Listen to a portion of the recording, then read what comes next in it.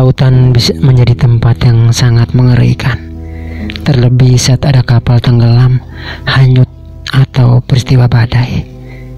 Ada banyak sekali kisah sedih dari mereka yang menghilang dan tewas di tengah lautan. Namun tak jarang keajaiban bisa saja dialami oleh sebagian orang. Ada salah satu kisah yang datang dari seorang remaja yang bernama Aldi Novel Adilang.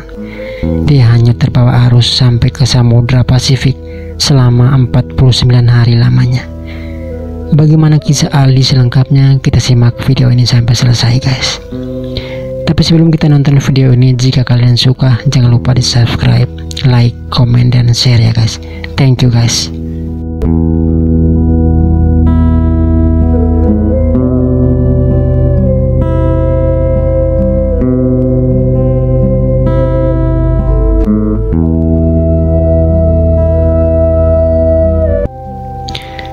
Pekerjaan apapun yang dilakukan di laut lepas pasti memiliki risiko yang sangat tinggi ya. Seperti pemuda asal desa Lensa, kecamatan Wori, Minahasa Utara ini. Aldi Novel Adilang berumur 19 tahun, seorang nelayan rumpon atau rumah rakit lautan, tempat penangkaran ikan di tengah laut yang dipasang untuk mengumpulkan ikan di sekitar perairan Sulawesi Utara. Pagi di pertengahan Juli, Aldi seharusnya sudah menikmati hasil penangkapan ikannya. Namun ternyata hal berbeda.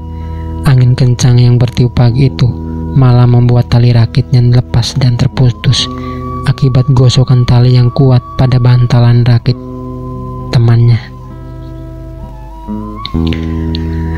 Rakit terus menjauh. Aldi menghubungi temannya melalui HT pada saat itu. Namun beberapa kapal penangkap ikan yang sudah menunggu rakit Aldi tetap tak berhasil menemukan keberadaan Aldi.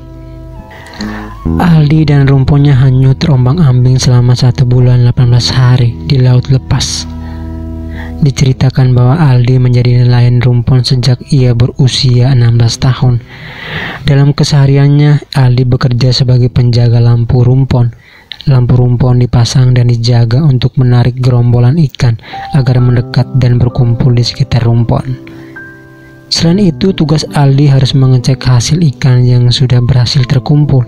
Setiap minggunya seorang dari daratan datang memanen ikan dari rumponnya tersebut. Ada orang juga yang datang memberi Aldi pasokan makanan, air, bahan bakar untuk bertahan hidup selama seminggu.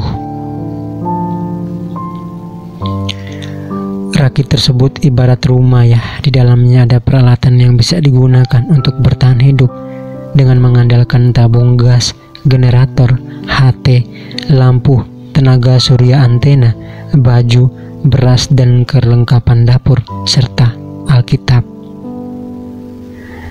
Penangkaran atau rumpon Aldi terbuat dari kayu dan tripleks adanya yang ditambatkan dengan sebuah tali tambang. Posisinya ada di sekitar 125 km dari pesisir utara Manado. Tidak seperti hari biasanya, hari itu tanggal 14 Juli 2018, angin selatan bertiup sangat kencang. Tali tambang rumpon Aldi yang dikaitkan pada rumpon temannya pun terputus. Disinilah Aldi mulai terbawa arus laut yang kencang. Aldi hanya seorang diri di dalam rumponnya. Aldi mengaku bahwa saat itu angin sangat kencang dan laut bergelombang tinggi. Aldi dan rumponnya mulai terombang-ambing, terbawa angin laut hingga ke Samudra Pasifik. Mulai dari situlah dia mulai bertahan hidup dengan bekal seadanya di dalam rakitnya tersebut. Hari demi hari ia lewati. Pasokan makanan seperti beras, air bersih, rempah-rempah, bumbu dapur habis dalam waktu seminggu. Untuk dapat terus bertahan hidup, Aldi memancing ikan dan memasaknya dengan cara dibakar atau direbus dengan menggunakan sisa-sisa kayu rakitnya. Bahkan ada juga dia sempat makan ikan mentah untuk bertahan hidup di atas derasnya air laut tersebut.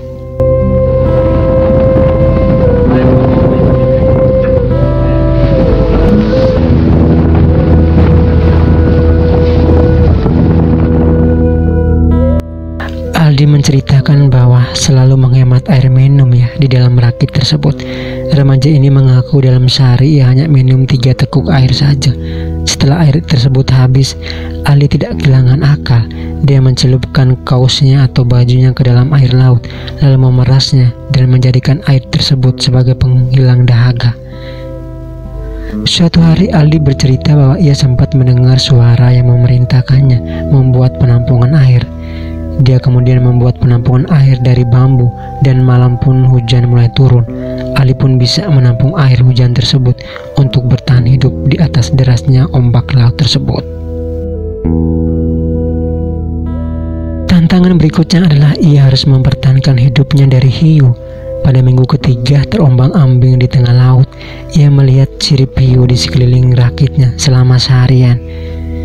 Aldi hanya bisa berdoa agar bisa selamat dari hiu tersebut.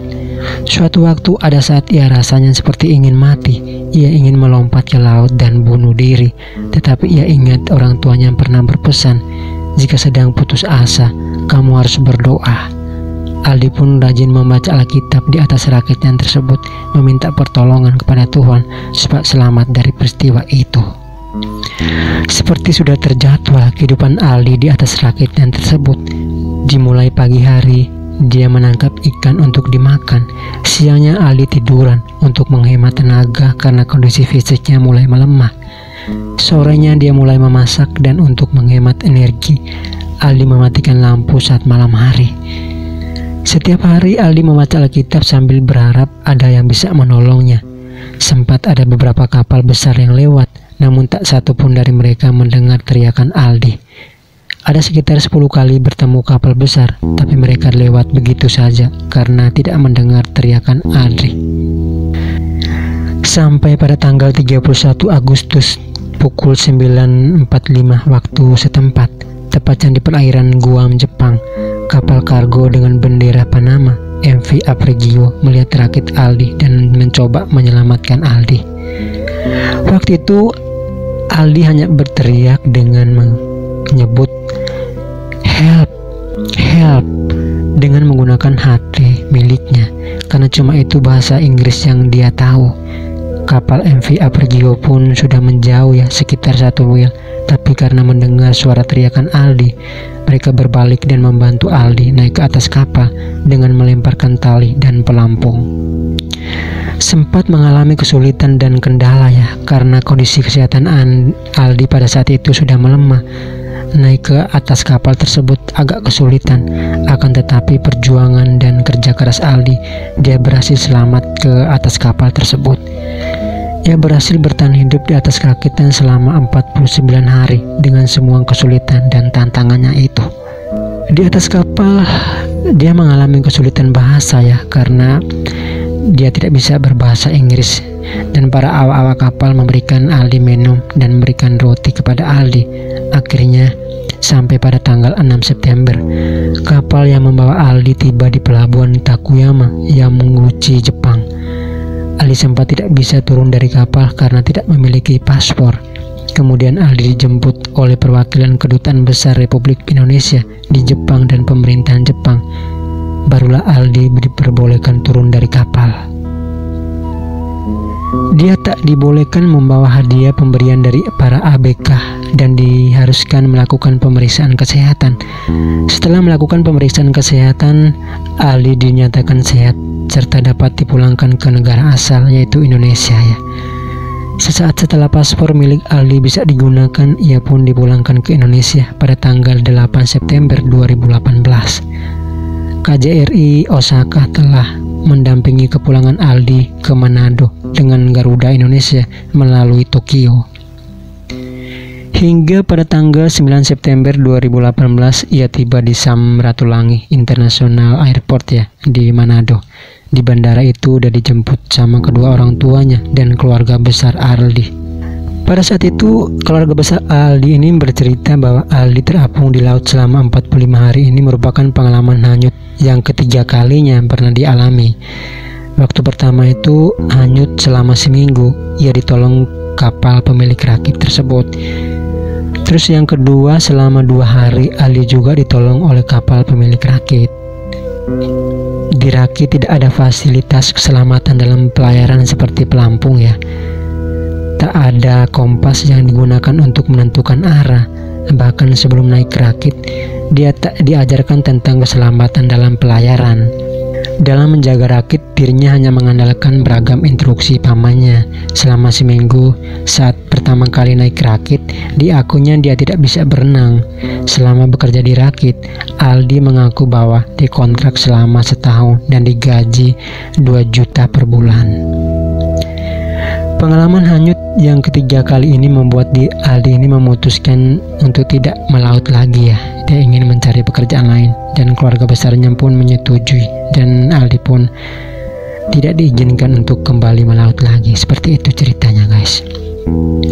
Mungkin sekian dulu ya cerita tentang kisah Aldi ini dan ganasnya ombak di lautan. Tapi kita bersyukur bahwa Aldi bisa selamat dari peristiwa tersebut. Thank you guys sudah menonton.